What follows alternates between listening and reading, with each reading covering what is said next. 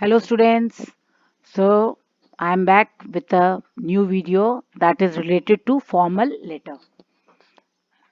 अभी मैंने आपको एक वीडियो दिया था जिसमें लेटर राइटिंग के टाइप्स और टिप्स बताई थी मैंने आपको. आई होप आप सबने वो वीडियो देख लिया होगा अच्छे से. और now you will be able to recognise the letter also. So now we are going to start how to write a formal letter. Okay, formal letter must adhere the prescribed format. सबसे important चीज क्या है बच्चों कि इसका एक format pattern है.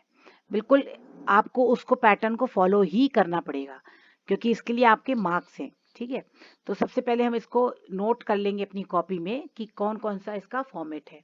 सबसे पहले सेंडर्स एड्रेस, यानी कि जो पत्र भेज रहा है उसका पता. Number 2, date. ठीक, यहाँ पे हम देखते भी जाएंगे कि सेंडर एड्रेस ये लिखा हुआ है. ठीक, 50C पुष्प विहार न्यू दिल्ली, ये सेंडर एड्रेस. आप एक चीज और नोट कर रहे होंगे कि सब कुछ इसमें लेफ्ट साइड है ना, कुछ भी राइट साइड नहीं है. देखा बच्चों, तो ये चीज को आपको ऐसे ही लेटर लिखना है और हर एक के बाद एक एक लाइन को छोड़ना है. फिर डेट, देखो डेट आ गई, एक लाइन छोड़ी उन्होंने, फिर डेट, फिर एक लाइन छोड़ी है, फिर रिसीवर्स एड्रेस, किसको भेज रहे हैं हम, द एडिटर, एडिटर को भेज रहे हैं.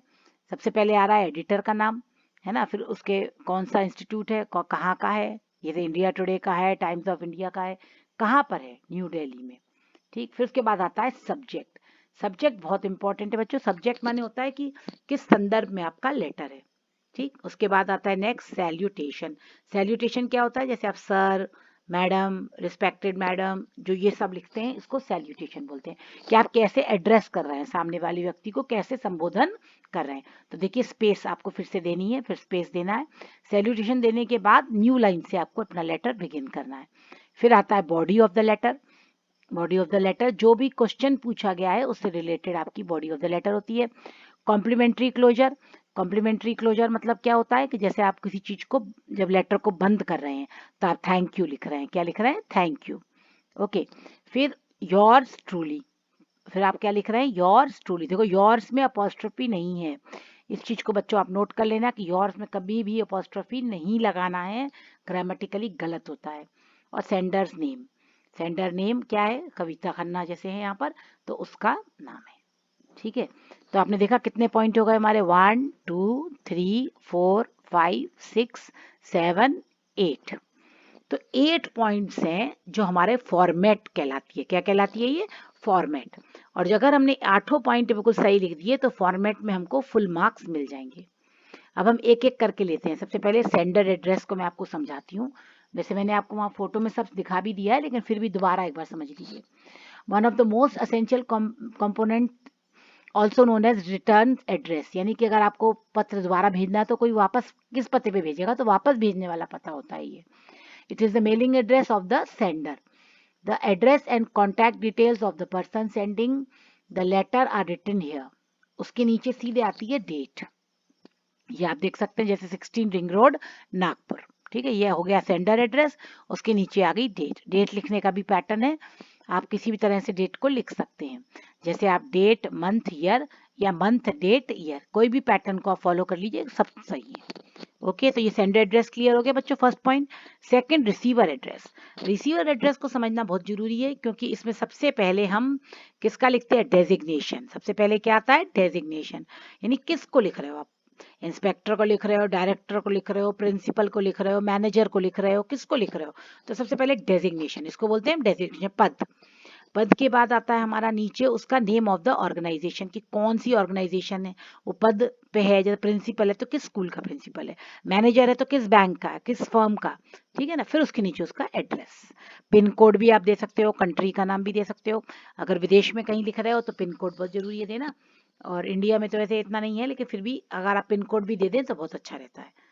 तो ठीक है बच्चों, ये हो गया रिसीवर्स एड्रेस क्लियर. तो ये 2 पॉइंट हमारे बिल्कुल क्लियर हो गए. तीसरा हमारा आता है सब्जेक्ट.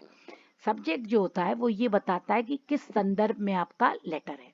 जैसे कि आप एक लेटर, कंप्लेंट लेटर लिख रहे हो तो रिगार्डिंग कंप्लेंट. इंक्वायरी लेटर है तो इंक्वायरी.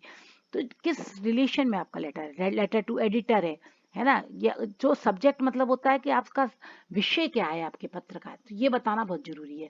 तो इसमें पूरे लेटर का एक ग्लांस आ जाता है, एक नज़र में आपके लेटर को हम समझ सकते हैं। तो बच्चों इसमें दो तरीके हैं लिखने के, या तो आप रिगार्डिंग लगा के हमेशा लिख दीजिए सब्जेक्ट, जो थीम है लेटर की उसको रिगार्डिंग के बाद लिख दीजिए, जैसे regarding complain of so and so, regarding problem in this thing, या रिगार्डिंग इंक्वायरी, रिगार्डिंग ये है ना। या आप इस टाइप से लिख सकते हैं इंक्वायरी अबाउट CAT यानी कैट कोचिंग क्लासेस, ऐसे भी। तो ये सब्जेक्ट अपने आप में बहुत इंपॉर्टेंस रखता है। फिर आता है सैल्यूटेशन, ये एक कस्टमरी ग्रीटिंग है, जो हम अपने जिसको लेटर लिख रहे हैं उसको हम कैसे ग्रीट कर रहे हैं, कैसे उससे बातचीत शुरू करेंगे, सीधे थोड़ी कर देंगे कि हेलो हाय, ऐसे थोड़ी। तो अगर हम जानते हैं उसका नाम तो हम उसको लिख सकते हैं मिस्टर सो एंड सो, नहीं जानते तो हम डियर के बाद या उसको लिख सकते हैं, जैसे डियर सर। अगर आप प्रिंसिपल या टीचर्स को लिख रहे हैं तो रिस्पेक्टेड सर मैडम, इस टाइप से आप इसको लिख सकते हैं। अगर जेंडर आपको कई बार नहीं पता होता है ना, तो जेंडर नहीं पता है तो आप डियर सर डियर मैडम कुछ भी लिखेंगे वो सही हो जाएगा। ओके, इसमें कोई ऐसा हार्ड एंड फास्ट रूल नहीं है, एक फॉर्मल है ये। ओके, नेक्स्ट हमारा आता है अब बॉडी ऑफ द लेटर, सबसे इंपॉर्टेंट पार्ट है। फॉर्मेट नंबर 1 पे, नंबर 2 पे बॉडी ऑफ द लेटर होती है। बॉडी ऑफ द लेटर जो है वो बहुत इंपॉर्टेंट होती है। It should be very short, बहुत शॉर्ट में होनी चाहिए, बहुत लंबा चौड़ा नहीं लिखना है, क्लियर होना चाहिए, लॉजिकल होना चाहिए। लॉजिकल मतलब फैक्चुअल होना चाहिए, साइंटिफिक बेस्ड होना चाहिए।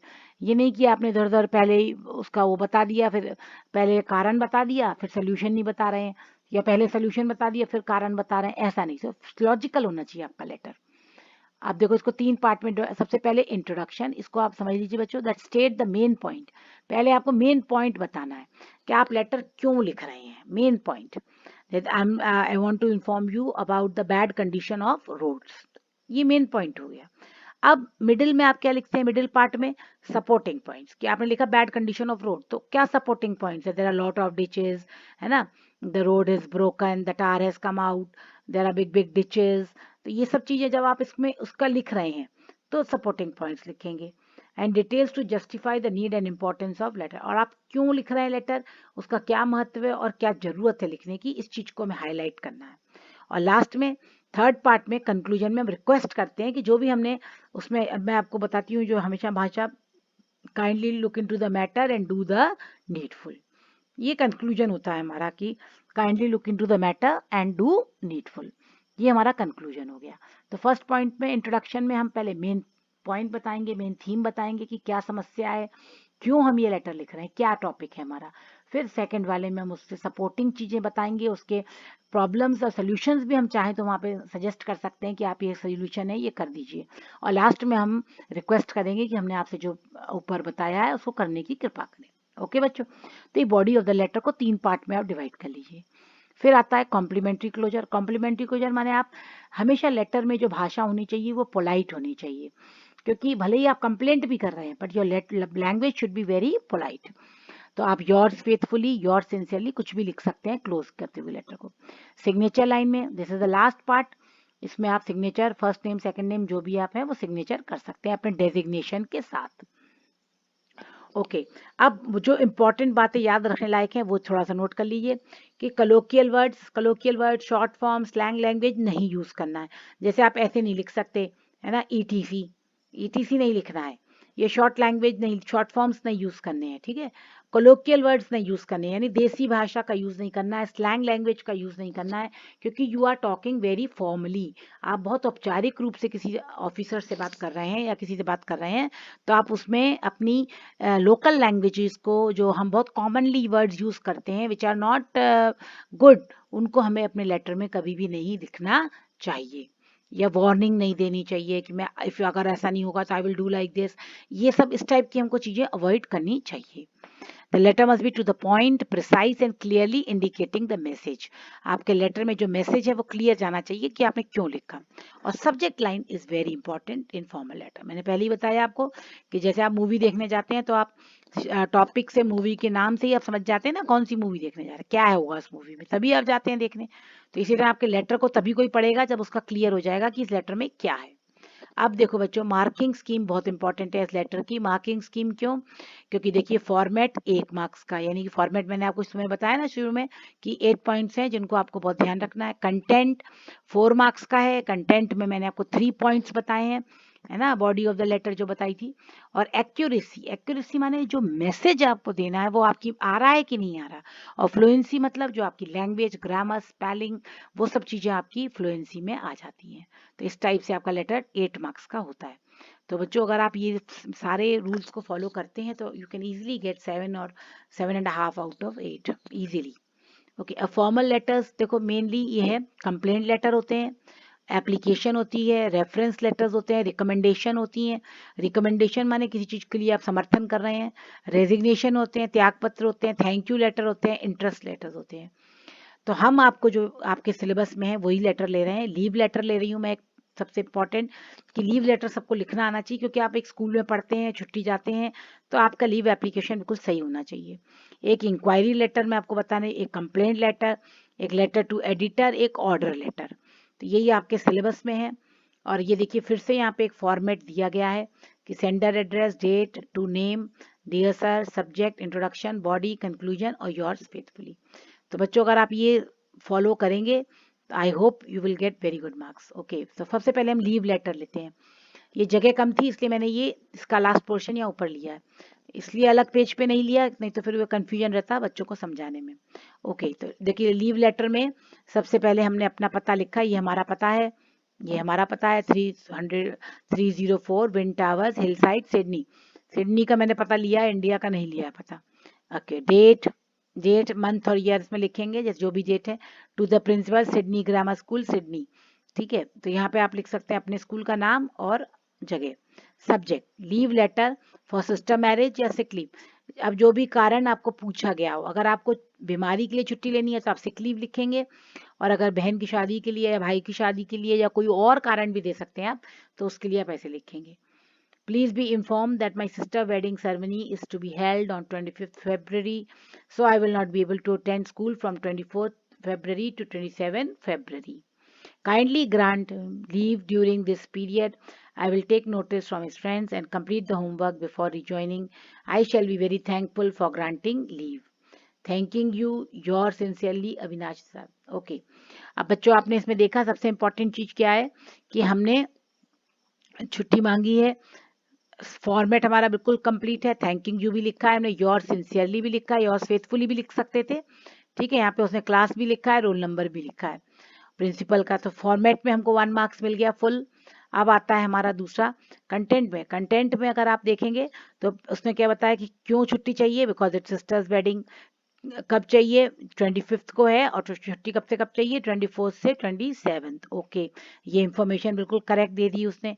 और काइंडली रिक्वेस्ट वर्ड्स का भी यूज किया है, काइंडली गिव लीव है ना, and he will be taking, then he will be joining. तो ये कंटेंट इसका बिल्कुल कंप्लीट है, करेक्ट है। तो कंटेंट में भी फुल मार्क्स मिलते हैं, ग्रामर भी सही है, फ्लुएंसी भी सही है। दैट मीन्स इस लेटर में आपको फुल मार्क्स मिल सकते हैं। तो ये हो गया आपका लीव लेटर। ओके, अब आता है letter of inquiry. Letter of inquiry क्या होता है बच्चों, जिसमें आपको कोई चीज की इंक्वायरी करनी होती है, यानी कि इंफॉर्मेशन कलेक्ट करनी है। जैसे give a brief introduction about yourself, ऐसे भी हो सकती है। इंक्लूड द नेम ऑफ, सबसे पहले आप इंक्वायरी करने से पहले अपना इंट्रोडक्शन देंगे, कि जैसे आप लेटर लिख रहे हैं कि आप कौन हैं और क्यों इंक्वायरी करना चाहते हैं सबसे पहले। दूसरा, नेम ऑफ ऑर्गेनाइजेशन, कि आप कहाँ से हैं, क्यों आप कर रहे हैं इंक्वायरी, है ना। जैसे सपोज आपको कोई कोटेशन कलेक्ट करना है या आपको कोई सामान खरीदना है, तो आप किसी शॉपकीपर से पूछ रहे हैं कि भैया आपके यहाँ ये सामान है, तो वो आपको क्यों बताएगा। तो पहले आप बताएंगे कि ओके मैं ये हूँ, यहाँ पढ़ता हूँ, मुझे इस स्कूल में ये चीज़ चाहिए, और मैं कौन से स्कूल में पढ़ता हूँ ये भी बताएंगे तो और अच्छा रहेगा। फिर provide clear details about the area of inquiry, किस चीज़ के बारे में आप इंक्वायरी कर रहे हैं वो डिटेल बताइए। Present your queries and doubt, और अपने आप को क्या डाउट है, आपको क्या क्या चीज़ें आप और जानना चाहते हैं वो भी बताइए। Mention the deadline by which you need the information, और डेडलाइन जरूर बताइए कि आपको कब तक ये इंफॉर्मेशन चाहिए। ओके, जैसे एक एग्जांपल है, ये देखिए सबसे पहले हमने सेंडर्स एड्रेस है, फिर डेट है, फिर रिसीवर जिसको भेज रहे हैं वो उसका सेंडर्स का है, सॉरी ये रिसीवर था, ये सेंडर है। फिर डियर सर, ये सैल्यूटेशन हो गया, ये सब्जेक्ट हो गया। Inquiring about CAT coaching classes. Okay, अब देखिए इसमें हमने this is with reference to, अगर आपने एडवर्टीजमेंट पढ़ के दिया है तो आप एडवर्टीजमेंट का रेफरेंस दे सकते हैं। ये एक तरीका होता है कि अगर आपने अखबार से कहीं से इसके बारे में जानकारी ली है थोड़ी सी और आप और जानकारी चाहते हैं तो आप उसका रेफरेंस दे दीजिए। तो ये लैंग्वेज को आप नोट कर लीजिएगा। This is with reference to your advertisement in the Times of India for CAT coaching classes. I have, अब अपना इंट्रोडक्शन देना है पहले। I have pass the BSc degree examination with statics as the main subject. I am keen on joining your institute for the coaching classes. Kindly let me know about the procedure of applying for the qualifying test and its date. I would also like to know the duration of the coaching program, the duration, the number of classes per week, along with available mode of classes. Information about the fees payable, study material is highly appreciated. Could you please send me a copy of your prospectus? I would like to enroll as soon as possible. Your early response will enable me to decide fast. Thanking you with regards XYZ. तो बच्चों आपने देखा इसमें पहले अपना introduction दिया कि मैं कौन हूँ, क्यों चाहता हूँ इन्फॉर्मेशन और क्या क्या इन्फॉर्मेशन चाहिए, और एक एक इन्फॉर्मेशन को माना गया। तो ये हो गया आपका इंक्वायरी लेटर। ओके, अब हम आते हैं कंप्लेंट लेटर पे। कंप्लेंट लेटर में आपको क्या चीज़ों पे बहुत ध्यान देना है। सबसे पहले one must clearly provide the detail of the problem. सबसे पहले डिटेल आपको प्रॉब्लम की देनी है कि आपको प्रॉब्लम क्या हो रही है। ठीक, tell what action you want, फिर क्या एक्शन आप चाहते हैं। तो बच्चों इनको स्टेप्स को नोट कर लीजिए। कंप्लेंट लेटर में बहुत लॉजिकल होना चाहिए आपका लेटर, बहुत साइंटिफिक होना चाहिए। ऐसे नहीं कि पहले आपने लिख दिया कि ये एक्शन होना चाहिए और फिर आप लिख रहे हैं कि क्या प्रॉब्लम है। तो पहले आप सबसे पहले प्रॉब्लम बताइए, फिर उसके बाद क्या एक्शन होना चाहिए। फिर provide information like date of arrival of order, फिर आप इंफॉर्मेशन दीजिए कि आपको कब ये ऑर्डर मिला, ऑर्डर नंबर क्या था, डिटेल उसकी सब कुछ क्या है, ये सब बताना बहुत जरूरी होता है। फिर डेडलाइन, आप उनको एक डेडलाइन दे सकते हैं कि आप इतने तारीख तक मुझे इसके बारे में बताइए। आप उसमें अटैच कर सकते हैं कॉपी, यानी कि जो बिल उसको आप लगा सकते हैं, है ना, जिससे आपको कंप्लेंट इशू हो जाए। और you have to be polite, use polite but assertive words. Pressure देने वाले वर्ड यूज करिए लेकिन पोलाइट होने चाहिए। नेवर एक्सक्यूज और make any allegation by self, और दूसरे पे इल्ज़ाम मत लगाइए या कोई बहाना मत बनाइए। ठीक है, तो ये बच्चों ये कुछ इसके रूल्स हैं जिसको आपको फॉलो करना चाहिए कंप्लेंट लेटर। ओके, अब आप देखिए जैसे new business world ring road Delhi, ये हो गया जिसको हम जो भेज रहा है लेटर आप जैसे, है ना। फिर नवंबर ये डेट हो गई, ये मैनेजर पद है, ये उसका इंस्टीट्यूट जो है दुकान, और ये उसका। फिर ये subject complaint against order number, ये ऑर्डर नंबर उसने दिया था, हमने उसी के अगेंस्ट कंप्लेंट कर रहे हैं। This is with reference to order number ये place on November 17। The order consist of letter head and business card. किस चीज का ऑर्डर था, लेटर हेड और बिजनेस कार्ड का। As per agreement we were promised of receiving the order latest by November 22. First of all, the order did not reach in time. क्या complaint है आपकी, किसके बारे में थी ये बता दिया, अब क्या कंप्लेंट है ये बता रहे हैं कि आपको इस टाइम में। Also the quality of the paper and design selected of business card is not matching with the selected one, यानी कि जो आपने ऑर्डर दिया था वो ऑर्डर नहीं है। We have faced a lot of embarrassment and inconvenience and our reputation is at stake in the eyes of our clients. देखिए ये वर्ड्स कितने प्रेशराइज करने वाले हैं कि हमको बहुत बेइज्जती महसूस हो रही, शर्मिंदगी लग रही। एम्बेरसमेंट माने शर्मिंदगी लग रही, इनकन्वीनियंस माने असुविधा हो रही है, एंड अवर रेपुटेशन और हमारा सम्मान स्टेक पर है, दाव पे लगा हुआ है हमारी क्लाइंट्स की निगाहों में, यानी जो हमारे क्लाइंट्स हैं वो सब हमको बड़ी शक की निगाहों से देख रहे हैं। तो ये वर्ड सारे इतने इंप्रेसिव हैं, इतने प्रभावशाली वर्ड्स हैं कि जो उस पर प्रेशर डालेंगे, और साथ में ये बहुत ही हम्बल वर्ड्स भी हैं। Kindly ensure that the order will be replace latest by, अब आप डेडलाइन दे दी आपने कि आपको इस तारीख तक इसको रिप्लेस करना है। Failing which payment will be stop, नहीं तो आप पेमेंट स्टॉप कर देंगे और order will be cancel. I sincerely request you to, देखो ये लास्ट में सम अप जरूर करना है, that I request you to look into the matter and do needful as soon as possible. Thanking you, yours truly XYZ general manager.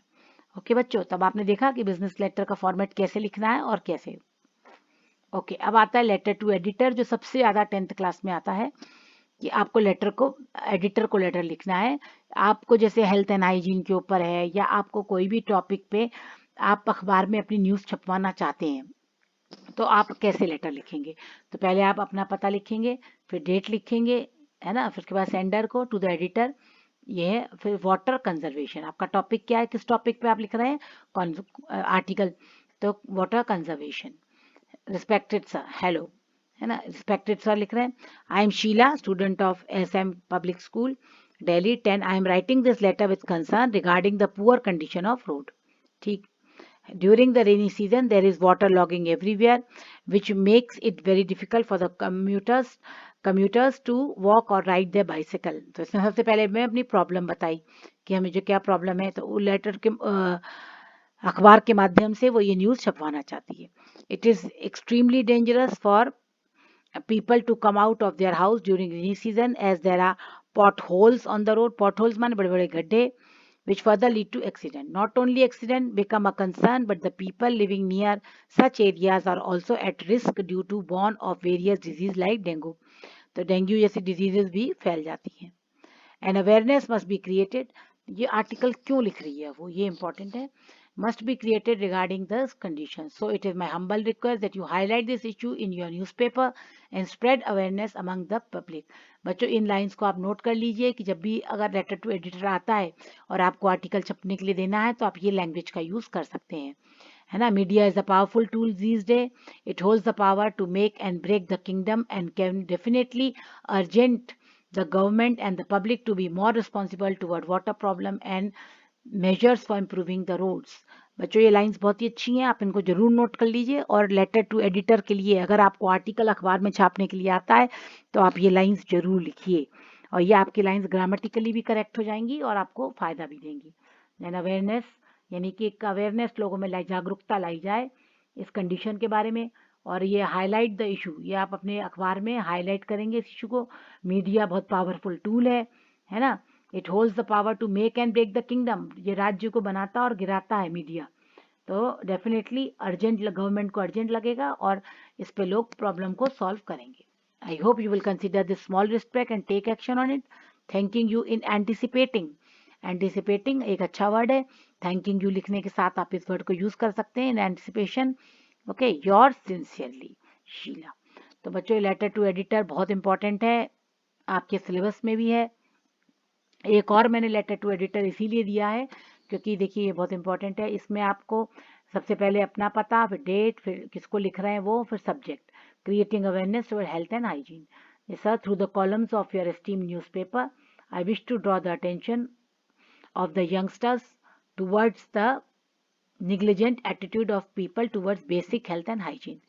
The villagers are not paying attention to sanitation and personal hygiene, which is leading towards ill health. The hurdle can be overcome by organizing health camps in these areas, which we can make these villagers aware of the importance of healthy lifestyle by means of discussion on health checkup by specialists. A small dispensary can also be set up there for the regular routine checkup. They must be taught that cleanliness is next to godliness. ये देखिए कितना अच्छा quotation use किया है. I invite youngsters through this letter of mine to volunteer their names so that we can put our plan into action. A little effort on our part will save these villagers from contracting serious disease. Thanking you, yours sincerely, Anita. Okay बच्चों, तो ये letter है, letter to editor है. इसमें बहुत अच्छा explanation दिया है कैसे आपको अपना लेटर लिखना है. ये हो गया. ओके, अब हमारा नेक्स्ट लेटर ये ऑर्डर का है, लास्ट है ये, कि अगर आपको ऑर्डर देने के लिए आ जाता है, जैसे कोई चीज़ का आपको ऑर्डर देना है तो पहले सेम वही पैटर्न है. पहले अपना पता, फिर डेट, फिर सेंडर, फिर dear sir placing order for. क्या लिखेंगे हम सीधा? Placing order for. As we have discussed telephonically, on behalf of our company, I like to place an immediate order for the supply of following things. तो आपको ऐसे बच्चों इसको tabular बना देना है. जब भी हमें कोई चीज़ को ऑर्डर देंगे तो उसको हमें बहुत सिस्टमैटिक और लॉजिकल होना चाहिए ऑर्डर. जैसे मॉडल नंबर, चेयर और quantity. Model number, chair, quantity. Conference table, ये टेबल इतने, सोफा इतने. तो देखिए आप कितना इसको साइंटिफिक बना दिया है. As we are have discuss, we are sending demand draft. आप जब भी कोई ऑर्डर देंगे तो आपको संग में पैसे का बताना पड़ेगा. डिमांड ड्राफ्ट है ना. The payment the rest will be made at the time of delivery. इतना हम आपको भेज रहे हैं, बाकी डिलीवरी के समय देंगे. Kindly ship the order at the above mention address. Above mention address पे शिप करें. ये लाइन को आप नोट कर लीजिए, ship the address. Kindly adhere to the, ये टर्म्स बहुत इंपॉर्टेंट है, adhere to the terms of agreement, यानी जो हमारा एग्रीमेंट है उसके हिसाब से ही करें. We have to receive the order in 4 working days. 4 working days में आ जाएगा. Thanking you, yours truly XYZ. Okay बच्चों, तो आज हमने लेटर राइटिंग में फॉर्मल लेटर को किया. अब नेक्स्ट वीडियो में हम इनफॉर्मल लेटर्स को करेंगे. Okay, thank you, bye, have a nice day.